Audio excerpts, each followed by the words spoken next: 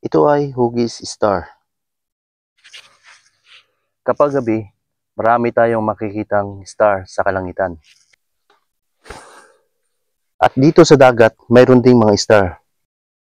Dito sa bahagi ng Olango Island, alamin natin kung ano-anong uri o mga species ng mga starfish ang nabubuhay dito sa dagat. May mga uri ng mga starfish ang nabubuhay sa ganito kababaw ng dagat. Tara hanapin natin kung ano-anong mga species ng mga starfish ang nabubuhay sa ganito kababaw na dagat.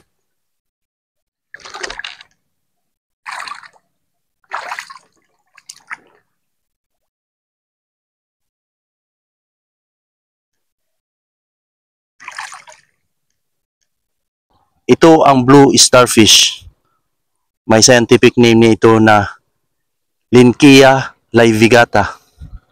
Ito ay matatagpuan dito sa mababaw na parte ng dagat. Basta direct lang itong nasisinagan ng araw. Kasing gustong-gusto nila yung mga nasisinagan sila ng araw. Bakit nga ba tinawag itong blue Lynkeia? Kaya ito tinawag na blue Lynkeia o blue starfish ay dahil ito sa kanyang kulay na kulay blue o asul sa Tagalog. Ang blue Lynkeia ay native ito sa bahagi ng Western Pacific, Central Pacific Ocean, Indian Ocean at Indo-Pacific Ocean. Ang blue Lynkeia o blue starfish ay matatagpuan sa mga bansang Australia, India, Indonesia, Japan, Republic of Korea, Malaysia, New Zealand, Singapore, Thailand, Vietnam at dito rin sa bahagi ng Pilipinas. Kinakain o edible ba ang blue starfish? Ang blue starfish o blue Lynkeia ay edible naman. Kinakain ito ng mga animals sa dagat. Ngunit wala pang naitala na kinakain ito ng mga tao. Dahil sa lasa siguro o wala naman talaga tayong makakain dito sa blue starfish o Lynkeia laevigata. Ang mga kumakain o mga predator ng Lynkeia laevigata o blue starfish ay ang mga various pufferfish. Ito yung tawagin nating mga butete. Ang damselfish din ay isa sa mga predator ng blue Lynkeia. Charomia o tinatawag sa mga lokal nito ay ang trumpet. Ito ay malaking seashells sa dagat. Ang harlequin shrimp din ay isa sa mga predator ng blue Lynkeia. Ang mga anemones din ay isa sa mga predator ng blue Lynkeia. Ang kinakain ng Lynkeia laevigata o blue starfish ay ang mga bulate o worm sa dagat. Yung maliliit na mollusks tulad ng mga snails, maliliit na octopus, oysters, at maliliit na mga pusit.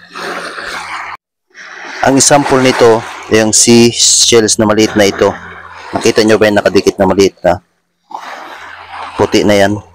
Yan yung sea shells na kinakain niya. Yan ang example ng mga mollusks. Pero kung malalaki na ang mga sea shells, sila naman ang kinakain ng mga sea shells. Ang mga blue starfish na ito. Nakakalason ba ang blue starfish o ang Lynkeia laevigata? Ito ba ay nakakapinsala sa mga tao? Ang blue starfish ay hindi poisonous o hindi nakakalason at hindi rin ito nakakapinsala sa mga tao. Ang blue Lynkeia ba o blue starfish ay reef safe? Ayon sa mga eksperto o nakatala, ay reef safe naman ang blue Lynkeia o blue starfish. Hindi ito kumakain ng mga corals sa karagatan.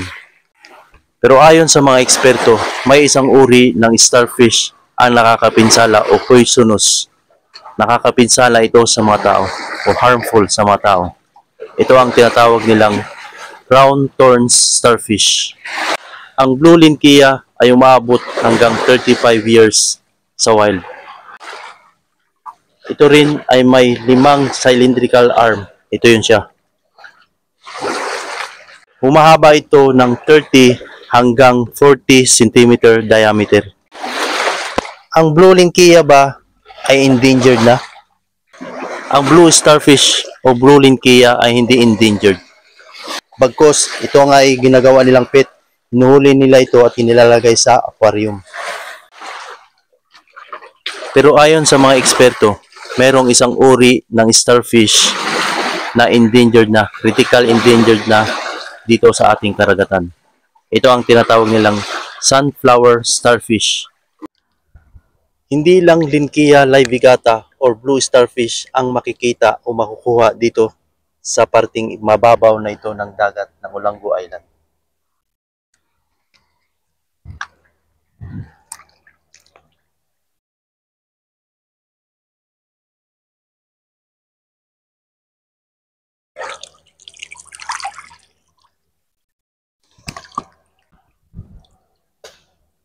Ito ay ang mga uri ng mga starfish na makikita dito sa mababaw na bahagi ng Olango Island. Sa susunod na mga ating video, ito naman ay ating tatalakayin, itong mga starfish na ito.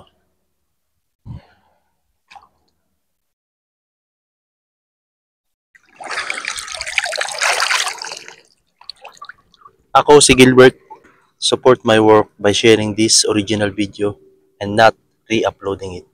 Bye-bye.